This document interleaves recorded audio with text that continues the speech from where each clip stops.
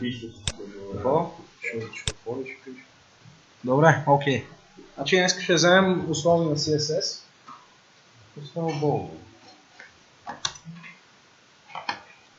Като реално ще се запознаем с това какво е CSS, какви са видовете, писане на CSS, какъв е синтаксиса на CSS и реално също така и какво е селектор, защото е основното за CSS. Какво е CSS? CSS идва от съкръщението Cascade Style Sheets. Представлява език за стилизиране. Може да се използва един и същ код в няколко файла, което ще рече, че един стил може да се използва, да се рециклира много пъти в различни HTML файлове. И пак още едно важно нещо, не е език за програмиране, като HTML. Не е език за програмиране. Но в някои по-модерни версии има някаква логика, която може да се използва. Примерно в SAS, което е разновидност, има променливи, в които могат да се запаметяват цветове и други пропърчета. И също така има и бинарни оператори, т.е. if и else, което е, не знам, даже не стига за да се класифицира различни за програмиране. Така, какви са видовете CSS? External Style Sheet, което ще рече, че самият стил се пише в отделен файл, който после се включва в HTML файла. Internal Style Sheet, което ще рече, че CSS се пише в самия HTML файл, като се енкапсулира в style блок и се слага в header. И Inline Style, което е реално пише се CSS като style атрибут на HTML елемент. Така, като добра практика, принципно е да се използва External Style Sheet. Internal е приемливо в някакви ситуации. Inline Style принципно показва хипер лоша практика на писане на CSS. Абсолютно никога не пишете Inline Style, освен ако не е за някакви дребни неща, които се отнасят конкретно за това нещо и няма смисъл просто да създавате класа. Примерно, ако е това бутонче искате да го мръднете няколко пиксела нагоре, няма да създавате отделен клас и така нататък. Просто пишете да се мръдне малко по-нагоре. Само едно property трябва да има. Не бутайте 100 property-та в един style. Основните неща в CSS са селекторите, което реално показва на CSS кой е обекта, който искаме да стилизираме. Видовете селектори са класов B, като синтаксис е следния. Точка, името на класа, къдрави скоби и вътре се пишат стиловете. ID-та, което е hash ID. DS, да. DS ID, името на ID-то, къдрави скобки пак си има вътре и имена на HTML елементи, което е доста по-глобално от HTML. Тоест, това ще рече, че искаме абсолютно всички HTML елементи в тази страница да са примерно червени и да изпълняват някакво проба. Така, синтаксиса на CSS, принципно общия вид на синтаксиса е следния. Името на селектора, къдрави скоби, които затварят самия стил. Пропъртито, което искаме да сложим, примерно цвят, две точки, стойността, примерно червена и точка запетая накрая за завършване. Примери, ето това сетва абсолютно всички заглавия в страницата да са сини. Това слагам абсолютно всички параграфи, H3, spam, да са с font size 100%. Това слага на класа input class широчината да му е 100%. Това дава на елемента с ID, header ID, но слага background color червен. Така, коментарите в CSS има следния вид, като в други езици за програмиране, наклонена черта, звездичка, пише се коментара, ако е на много редове коментара също няма проблем. И накрая се затваря с звездичка и пак такова. Така, общо взето това е за CSS. Като цяло това са съвсем основните работи. Сега може да им покажем горе-долу как се... Да. Ого, здрасти! Как се казваш?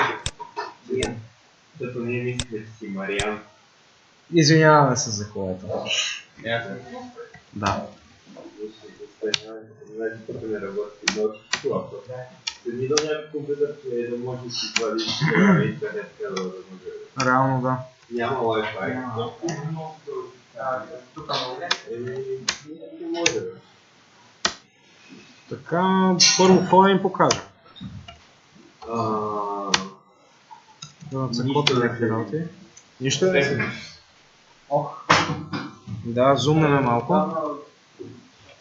Може да смениш кола. Мога. Това може да се събори. Иво ползва... Не ползва събори, ползва Visual Studio Code. Така, пак не се вижда. Откачи нещо, ще си... Виждате, добре. Това ще ми избуде очите. И хубаво. Ако искате да сложим някакво заглавие,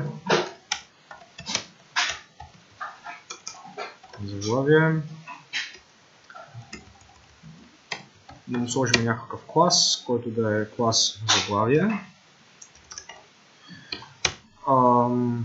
Да сложим един параграф, който този път да е с ID.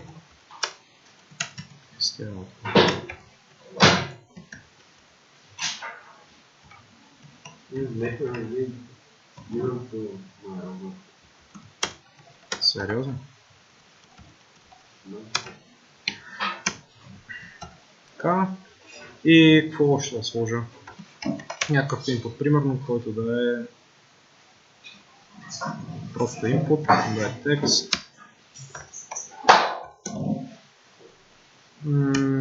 И така.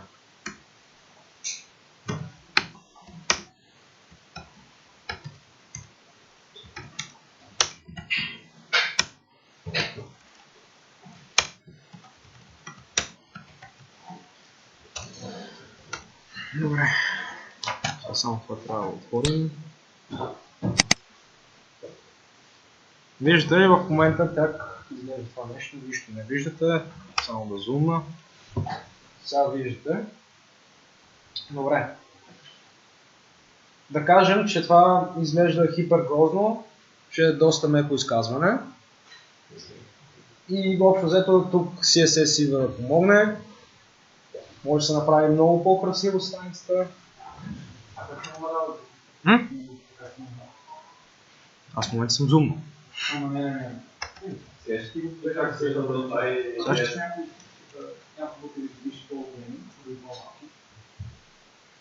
Самите букви не? Това вече с inline CSS. Да. Това е... Това, за което ти говорихме, че не е добре. Окей, значи... Искай да постигнеш поне такъв текст. Сега фащаме, ще ви покажа как ще пишем internal CSS, защото в момента ме мързи да направя нов файл, но после ще ви покажа как е external CSS. Примерно хващаме класът заглавия и ще му сетнем property, примерно background color. Какво ще седи добре на черно? Нищо. Бе червено да се вижда. Така. И в момента. Ето в момента му казах, направи цвета на бекграунда червен. Да, white. Бял. Не, сам color. Като пишете само color, то променя... Цвета на самия елемент, не на бекграунда. Да. Фактически то би трябвало шрифт. Да. Ние ще мисля, че има и property font color. Да. Реално пропъртитата в CSS са хипер много, за да ги преподадем в една лекция. Днес може да ви покажем някои от основите, утре ще допълним и оттам нататък се учат общо взето с писане на CSS. Никой не знае изцяло какви са пропуските в CSS. Да, аз съм ги научил, смисъл, видял съм нали синтаксиса, имам горе-долу обща представа как се нещата и след това винаги, когато ми е трябвало някакси да стилизирам нещо, пиша в Google ми отговаря с някакво хубаво предложение и така. Да. Фактически, ние сега ще учим основите на CSS и не знам, трябва да видим, обаче ще ви преподадем един фреймворк, Bootstrap, който да ви е по-лесно. Да, в смисъл Bootstrap представлява смисъл е представете си един файл, екстернал CSS, това е друг файл, който се включва в header, сега и ще ви покажа. И там вече са пренаписани класовете, с дадени... Предефинирани са. Да. И вие единствено слагате класа на елемента във вашия код и той вече придобива тия означения, които са написани. Мисля, ще има някакво презентация специално на Bootstrap. Може да им покажем принципно, сега да им покажем, да им загатнем горе-долу, да видят какво представлява. Добре, ама дай първо да им покажем основните профили. Така, сега ще сетнем на подзаглавието, което е с ID подзаглавие. Ще сетнем... Какво искаш да сетнем? Font size, примерно.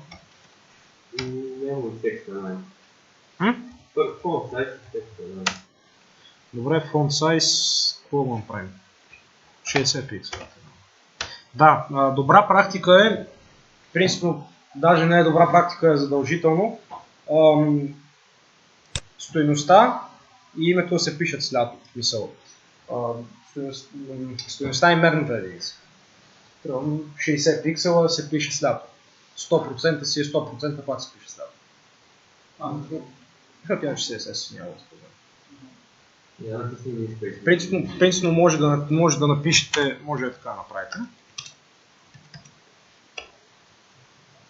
Нищо не става. Инспективно образно. Така. Ето, виждате ли? Тук казва... Ето тук в Styles, мале.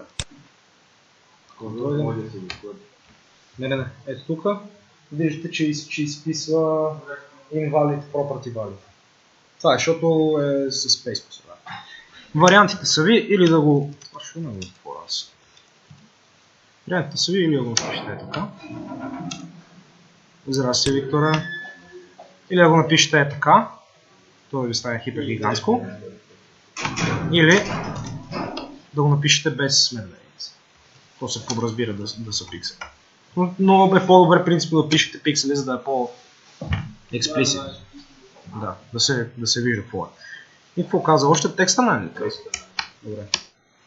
Всички тегове свързани с фонт. Това е, нали, фонт означава шрифта. Има font size и font family. Font family е, нали, стила на шрифта. Дали е, може font family да зададете Arial, Coustic и там не знам какво е.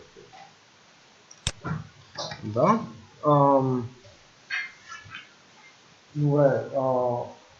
Сега сложихме текст align, което ще ни премести текста в дясно. И за всички в момента ще сложим като за специфичен таг. Всеки input да е с width 100%. И така, ако добавим някакъв друг input, дори да е с различно име, това ще е 0.3, с различен клас и с различно ID. Колко тече в тези.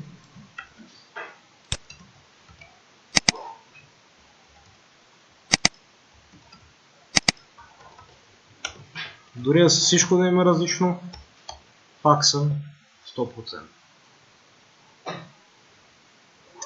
И така, всичко е това нещо тук може да се изнесе в един отделен файл. Така, нека го направим този отделен файл, го изнесем там. Това е принципно по-добре, както ви казах, защото са на две отделни места CSS и HTML и не се бъркат и като цяло е по-четим. Защото ние тук сме написали 10 реда CSS, иначе за една страница трябва да сме напишете на 200 реда. Даже и повече.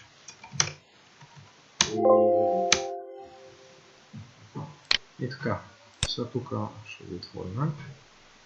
Просто отворим директорията.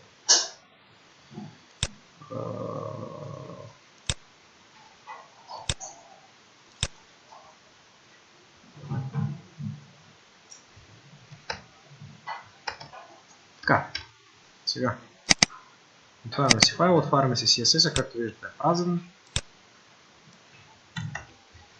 Махаме го това цялото, слагаме го тук, правим го да е по-красиво. Както виждате и едиторите веднага се усещат, че това е CSS и почват. Виждате ли вече? Добре, както виждате, едиторите усещат, че това е CSS файл и започват да слагат някакви удобни подсказки, като примерно цвета тук се слага, казва какво е, кое за какво се използва. Вау. И така. В момента, само като сме направили файла, реално нищо не се случва. Трябва да се инклюдне. Link. Така се инклюдва. Казва се на това нещо, че е style sheet. Принципно пак не е задължително да се пише, но препоръчително за по-explicit код. Слагаме името на файла, който сме да включим. И се включва и работи. Да. Но примерно решаваме, че това тук нещо не ни кефи, много е близко до горното и искаме малко да ги раздалечим. Принципно има два варианта това се направи. Едното е с BR, но това в момента не ни интересува, защото сме го учили. И искаме да го направим с CSS. И това в момента е перфектният момент, в който мога да ви покажа inline CSS за какво се използва. И да ви кажа пак да не го използвате за нещо по-голямо от това.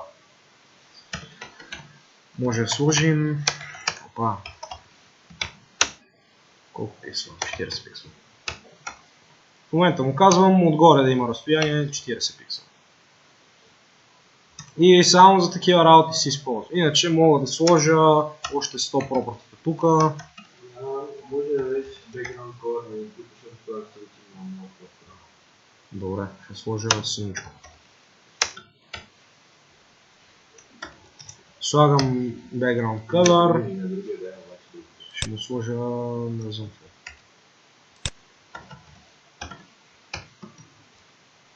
Ще направим лески CSS. Добре.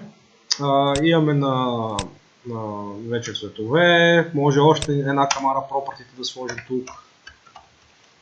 Text color. Това също ще се работи, бе. Да. Text color white. Вие така може да си цвъкате много. Общо взето целият CSS за този атрибут може да го напишете тук, но реално гледайте колко дълъг ми стана реда.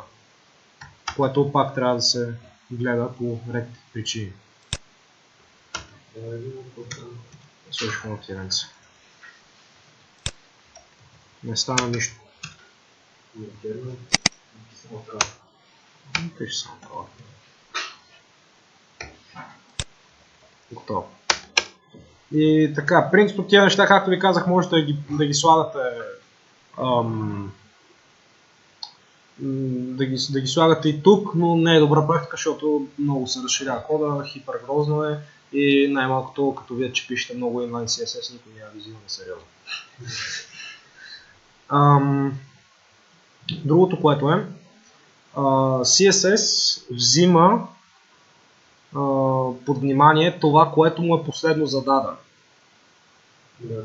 Тоест, примерно аз мога да сложа ето тук цвета да ми е жълт. Така. И принципно това трябва да ми отцвети всичките инпути в жълто. Да, ама не, защото това не е последния елемент с това име. Това не е, как да го кажа, това не е последното CSS property с това име. Последното е... Опа, аз по color съм сложил. Background color. Какво направих сега? Това направих. Ето. Последното е това тук.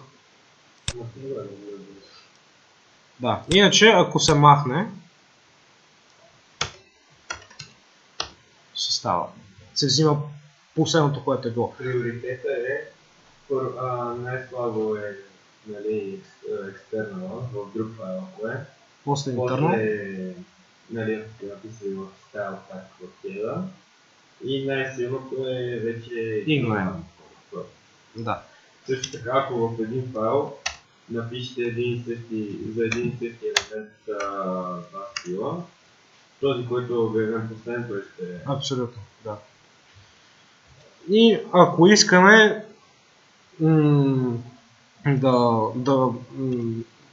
да избегнем това държание на CSS, може да направим така. Това също не е много добра практика, но понякога се слага това нещо, important. Което ще рече... Да? Да, има пред импорт сподобително. Това ще рече, искам абсолютно винаги да зареждам това нещо. И става жълто. Това каза каквито и други пропъртита, където и друга да е написан background color, дори да е inline CSS, винаги искам да е жълто.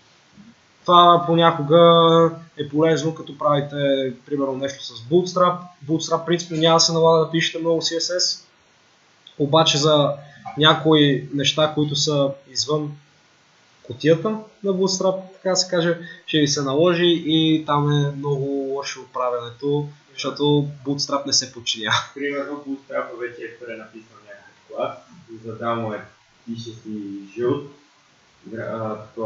границата бордър ще е зелен и ти искаш това да смениш и се прави по ето. И трябва да направиш по ето. Даже я влезу в пенджина. Не демонстрираме. То там, нали, като презарежда, първо е сиво, после става бяло. Да. Това премина. Какво е беше, бе? Това без бордър. Не ставаше и на Wiki, като е много скапана връзка. А то самия хипербърз интернет. Ами то за една секунда. То не е хипербърз интернет. Реално изобщо не е. Добре. Сега ще отворим някаква фирма. Да. Гледайте, видяхте ли как за малко стана сиво отзад и после стана бяло? Това пак ще видите. Това пак е държание на Bootstrap, което по този начин се извява. Значи, това означава, че първоначално е било сиво и след това го пренаписва и става бяло. След това не е много бързо. Да. Това ще трябва да търсим. Аз това го бях поправил, не знам какво става. Добре, се тая. Така. И това е. Какво се сещаш още им покажем? Ако сте може да покажем още две-три пропуска. Добре. И да се поиграем после. Така. Значи може марджините и падините. Марджините и падините? Да. Ако се почне с colors, backgrounds, borders, да, и е марджин. Borders може да кажем първо. Добре. Така. Има една камара текст. Общо взето основните пропъртита за рамки са... Дайте да напишем това. Заглавието мога да сложим на border style. Слагаме му... Какви бяха? Dot ли му сложим? Да. Хубаво. Слагаме му dot.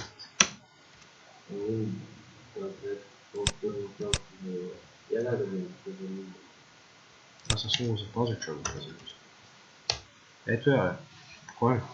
И сега границата трябва На точици. Не, че може се да вижда е много. даш. Да, може да е даш, което ще рече, че ето. По този начин изглежда. По този начин изглежда даш. Солите по този начин. Дъбъл е по този начин. Грув. Не знам какво ще рече. Общо взето има една камара неща, които можете да използвате. Ямко и само на една страна. Да е отдолу. Бордър. И реално се пише. Вау. Бордър ти е го. Бордър, bottom. Сега какво пишем тук? Има един one pixel solid. Добре. Окей, така ще сетнем само на долната граница някакво property. Ето, така може да стилизирате абсолютно всички рамки. Width може да се сетва, това направихме ето тук. Може да направим 10 пиксела, ако искаме да се види по-нагледно. И... да.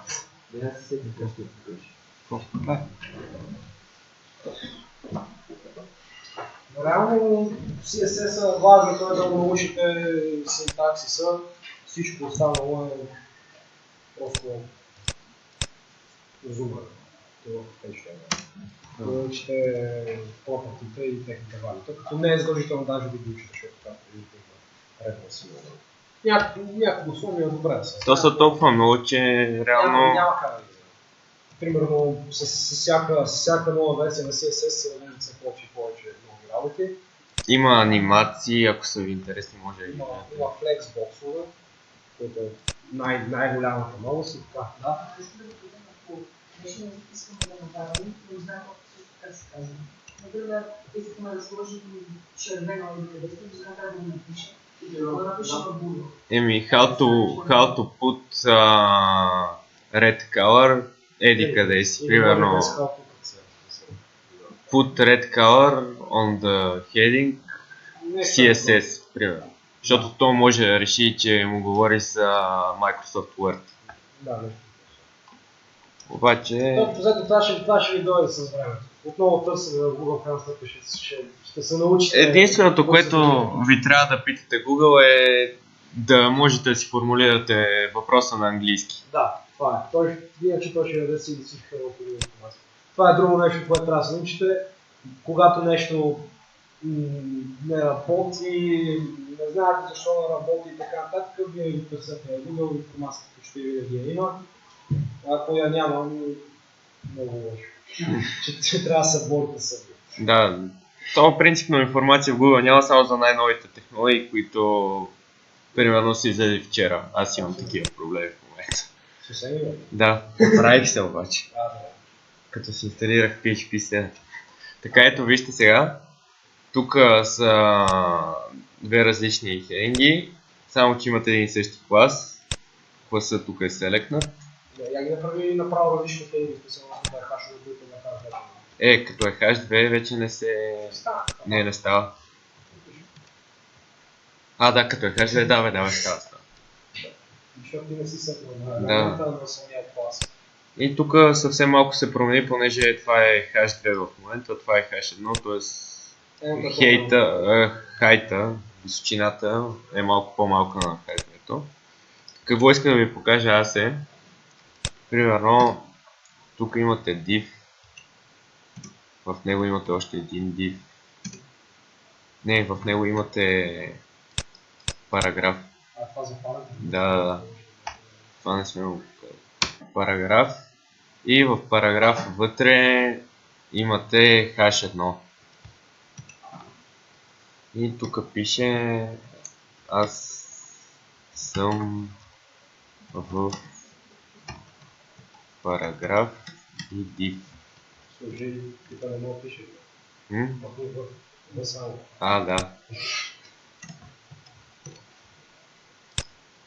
Така. И сега, за да се достъпи е това тук, hash-1-то. Може да правите нестинг. В смисъл, идеята е, че вие може да дадете hash-1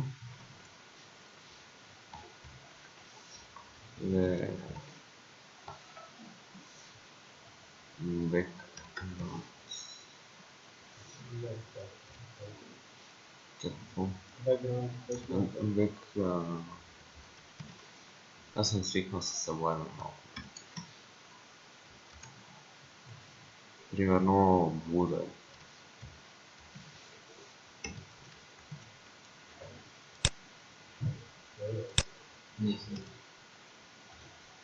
Това е много интересно. И трябваше това тук да ми стане бекграунд. Кое не се вижда? Да. Чакайте сега. Значи, сега ще ви покажа и е тук още един хединг.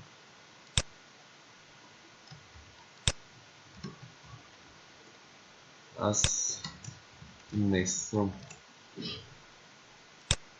И вижте какво става. Така.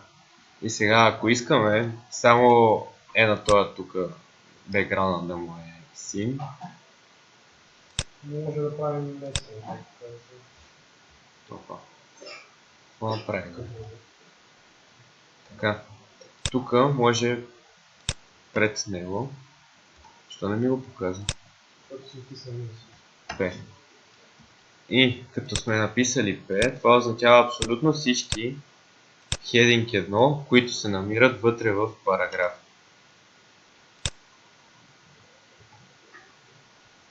Интересно.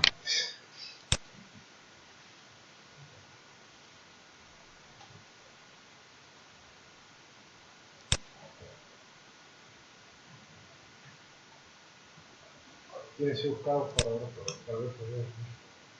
Той трябва да е в параграф. Той е в параграф. Я чакай да пробвам. Е така.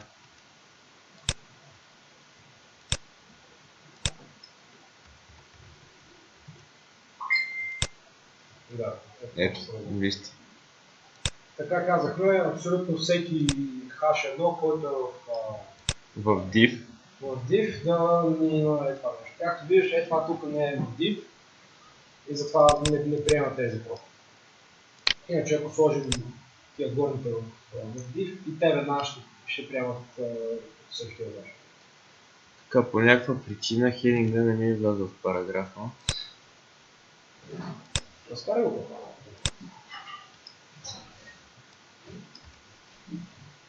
Това е доста интересно държане. Браузъра в момента ми се прави на много умен. Да.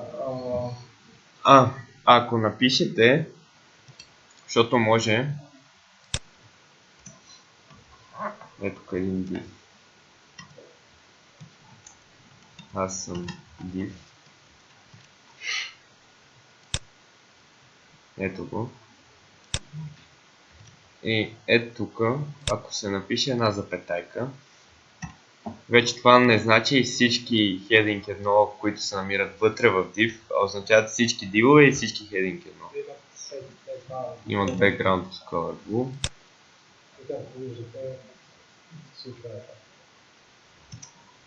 И тук може да имате още 1000 неща, примерно hash2, може да правите много дълбоко неща. hash3 и това означава всяко hash1, което се намира в hash3, което се намира в hash2, което се намира в div, да има background. Visual Studio. Сега не знам как ще. Ето, това нищо не става. Visual Studio даже ви показва нестинг. Ето. Sublime, не знам дали ще го направи това. И тук може да се слагат и класове. Могат да се местят и класове.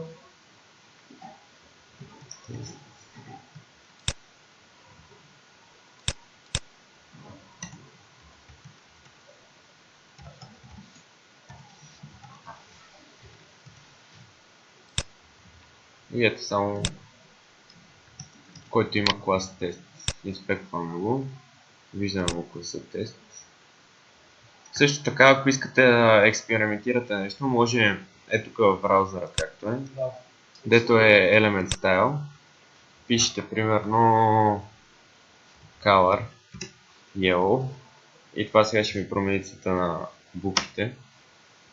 Трябваше да ми промени. Ето. Да.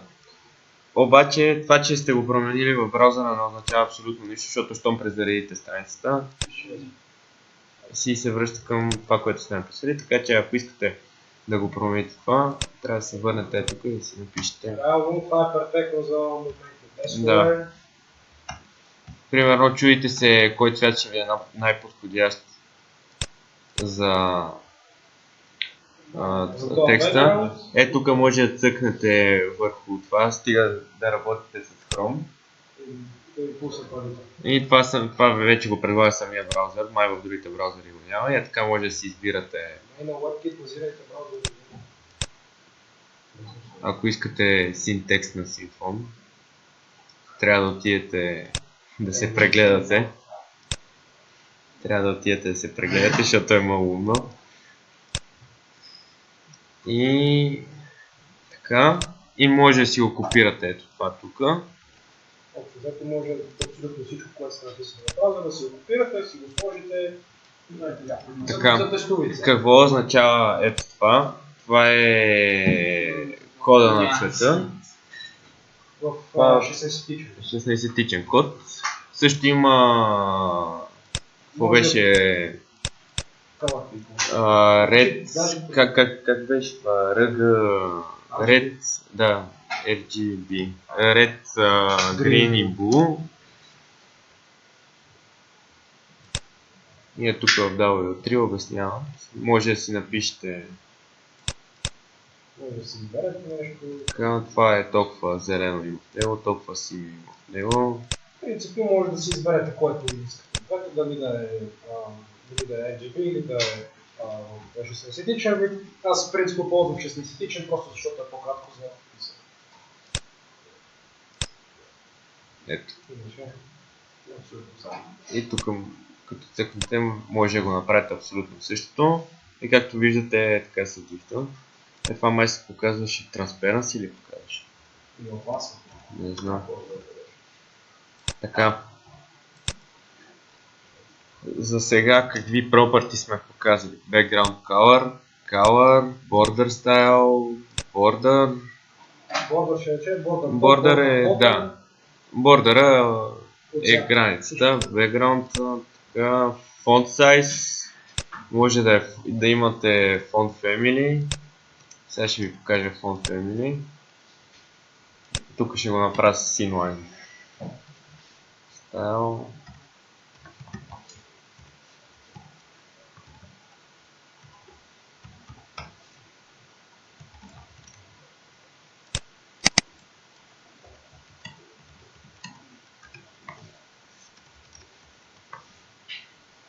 Ако искате някакъв много изчанчен font family, мисля, че трябва преди това да си го... Да си го дръпнете. Да, да си го стегли. И сега като му дам Georgia, ето е какво ще стане. И тук и да напиша. Също така, ако сте написали няколко пропъртита, ето тук в inline, задължително винаги си гледате точката и запетаята, защото ако изпуснете една точка и запетая, с другите... да търся на някакви грешки, които да съществуват, а просто една точка. И... Кое сме? Втората маса. Не, чак си. Не, смени се. Само втората ли си? Да, само втората си. Я чак. Но. Ако го стрия. Да, само втората си. И ето сега задавам само на heading 1, че има шрифт Georgia. Ако CSS не намери шрифт Georgia, отива по някакъв дефолтен или в смисъл вие може да зададете няколко шрифта и то започва да търси, гледа първи, ако го няма първи отива на втория, на трети и така нататък. Да, избира се този, който му не. Реално шрифтовете идват, има някои вградени шрифтове, ако искате някои по-специални ги дърпате, или ги дърпате, или ги инклюдвате по този начин, по който се инклюдва CSS. В Google имате една много добра база данни от шрифтове.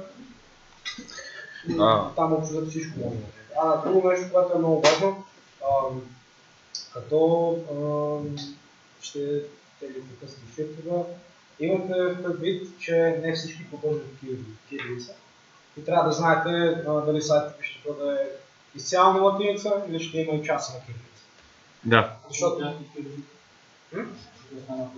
Ами, примерно... Трябва да шрифт, който да поискате някакъв къстен шрифт, в случая за това говорим, ако искате къстен шрифт, трябва да купите шрифт, който поддържа и кирилица. Защото има такива, които не поддържат и просто ще ви изписва... Няма да изписва грешка, просто няма... Примерно, ако е мешавица от... Аз лятото го имаш този проблем. Ако е мешавица от текст на английски и текст на кирилица, примерно аз съм ти.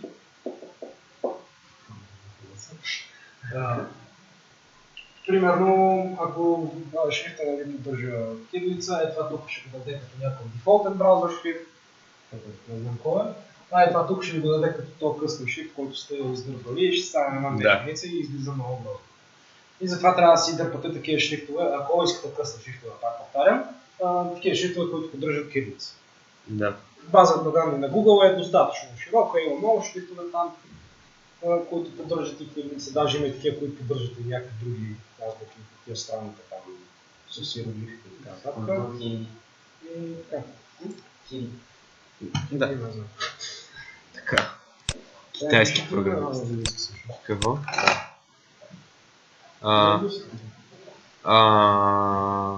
Така.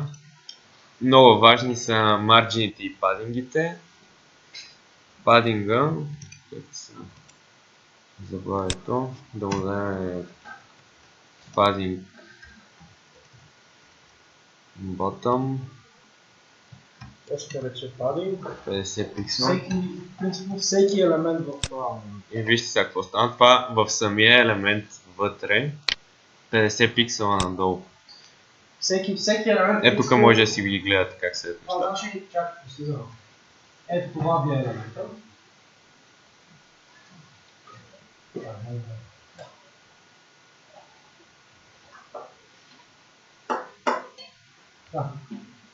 Това реално ви е елемента.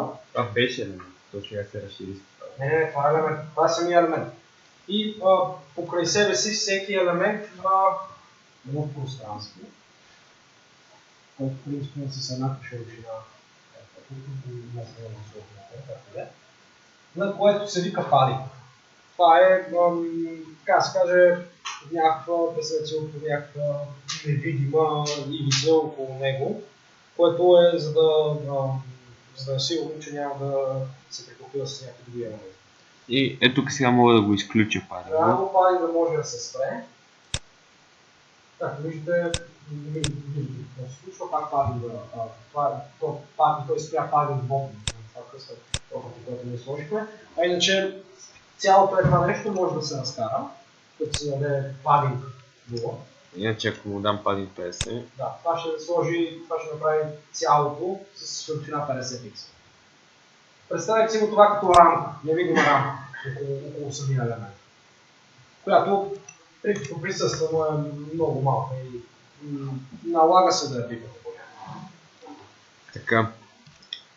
Също така падинга не може да взема отрицателни стойности, за разлика от марджина. Така са.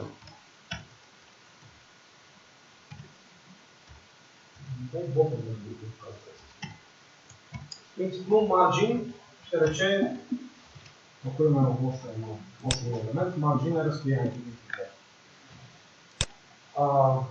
И реално, като се казва марджин и посока, се казва отстояние от елемента, който е отгоре, отдолу, отляво или отдясно. Тоест, ако кажем margin top, искаме да кажем това нещо. Ако кажем margin bottom, искаме да кажем това нещо. може да кажем margin и да кажем да сетнем, че ти впереш. Точно след така се слага отстояние. Обаче, както виждате, в това отстояние от самия елемент не е вътре в него, в смисъл падинга, не е като падинга, защото при падинга самия бекграунд се променяше също, в смисъл. Един вид елемент се разширява надолу, докато в марджина просто надолу има отстъп. Марджина е извън елемент. Тук в Chrome може да си гледате падинга какъв е, бордера какъв е и като задържите на марджина и той си показва само. Да. Реално марджина може да приеме отрицателна стойност, което ще рече, че искаме това разстояние, което да го намалим и да качим това нещо. Чакай сега ще видя. Са много артистични, може и това. Ако зависи много дам, чакай сега ще го направя така и тук ще сложа един елемент. Така ще едно.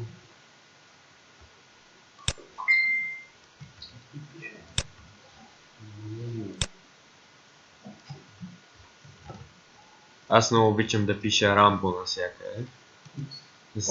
За тестови цели. Коцето ли пише нещо? Не, Какво? Абе, брат, може ли да дойде, че няма къде да си пише бях вътре? Така. Margin top минус 50 пиксела и сега той ги пренебрегна тия 50-ето му съм.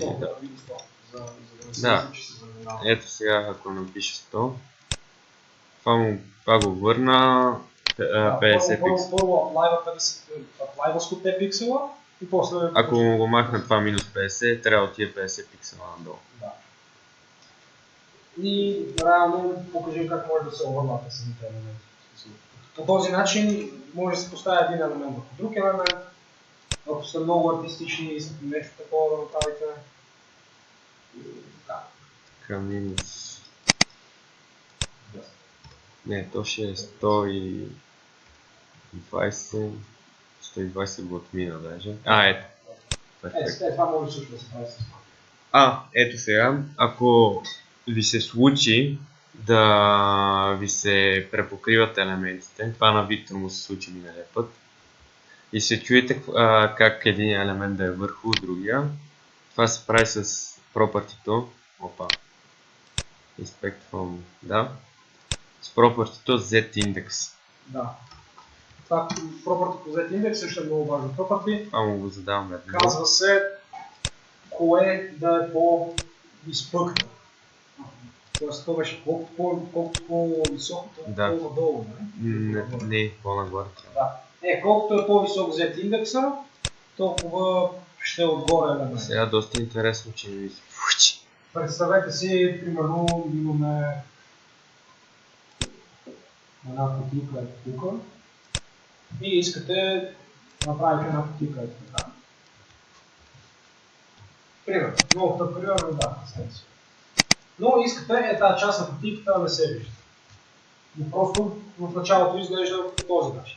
Затова слагате тук z-индекс. Примерно, тук слагате z-индекс 1.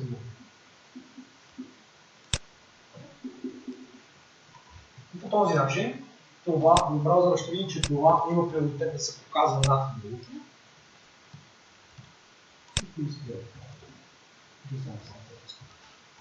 Z-индекса е доста важно. Сега ще се опитам да го направя. Служи един бърнал да се види. Да. И друго нещо, което е понякога необходимо, но е хипер лоша практика, е да се пише изключително грамаден z-индекс, за да сте сигурни, че винаги ще е най-отгоре. И това може да се направи и с други неща, освен z-индекс, но много хора го правят с z-индекс, за да се сигурни, че това винаги ще е отгоре, вместо z-индекс 2 на това z-индекс 1. Това да взет Само не знам сега, че не си получава. 9 хипергамаден Z индекс. И така със сигурност, че това винаги ще отговаря. Но това пак показва лоша практика и... Чакай.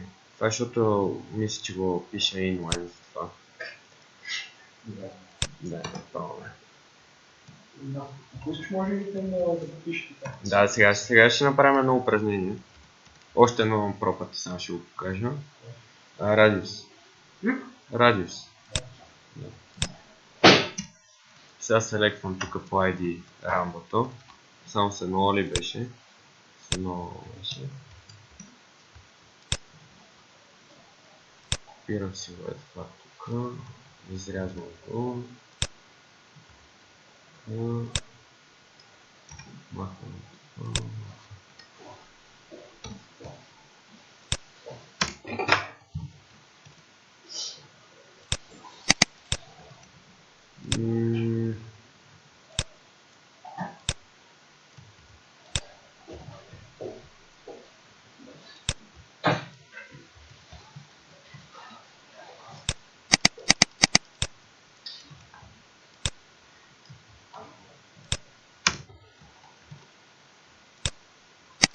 Добре, не мога да ви обясня за какво се получава тук. Как ти да обясним за разравно си да направим почивка? Ето, почивка, не знам. Той е 3. Не може рамка. Сега като покажа, радиус ще стане. Добре, ще погледна, с малко ще ви покажа пример с работещ Z индекс. Извинявам се, че се получават така нещата. Малко са пипка и работите. Да, с CSS-а, другото, което е, никога не очаквайте от първия път нещо да ви работи. Общо винаги с CSS е правило да направите нещо, нещо друго да се скапе, да оправите това друго пък нещо трето. Има едно гифче такова с Питър Грифин, ако сте го виждали, където се опитва да прави истории. Да. Да. И CSS общо взето е много играчка. Понякога, за да се направят нещата, да излизат така както искате, без да нямат на ръцата друго. А пък ако това го правите с Bootstrap и искате да слагате някакъв късъчен състав, там е още по-добре. Аз лично съм прекарвал 3 дни да пиша CSS, като съм се борил през повечето време с Bootstrap. Това 3 дни ще рече по 8 часа работен ден. Така, ако искате да си коментирате нещо, маркирате го с мишката, натискате Ctrl и наклонената черта, дето е така, и то си ви го закоментарва. Сега това ще изчезне, да не седи грозно. Добре, сега ще го направя това. Тук идваме, давам му border radius 25 пиксела и гледайте какво става.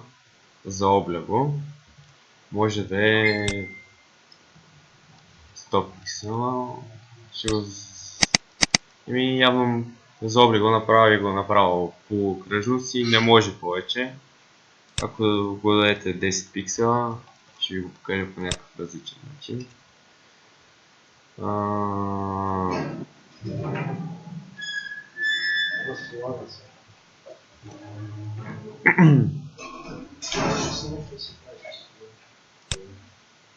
Така. И какво още за борда радиуса може да ви кажа? Нещо не се сещам за нищо. Аз съм го ползвал, примерно.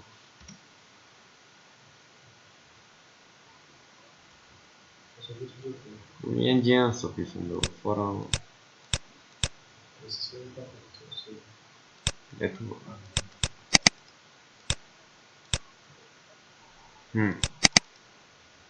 Първата.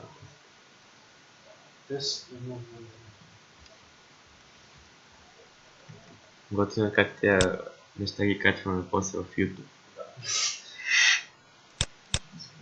И ето тук, примерно, съм използвал border radius. Защото съм преценил, че изгледа по-готино. Само да го намеря къде е то border radius.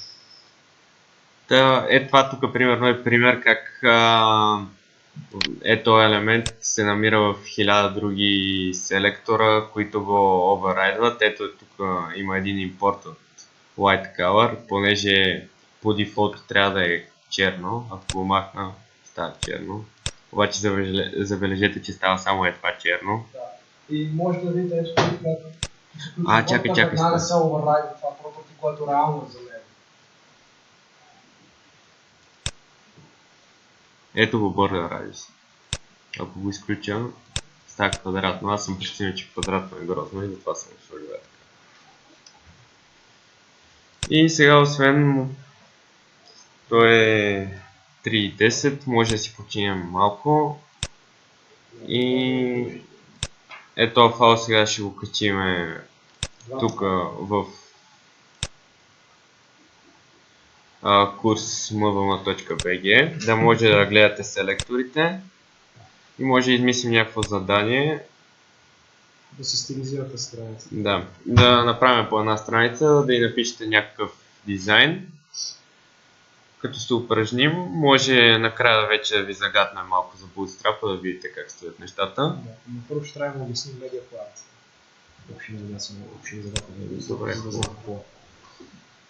Добре, сега да си починем малко и го ще ги качите нещата. Ще спра клипчето. Да, отбира клипчето.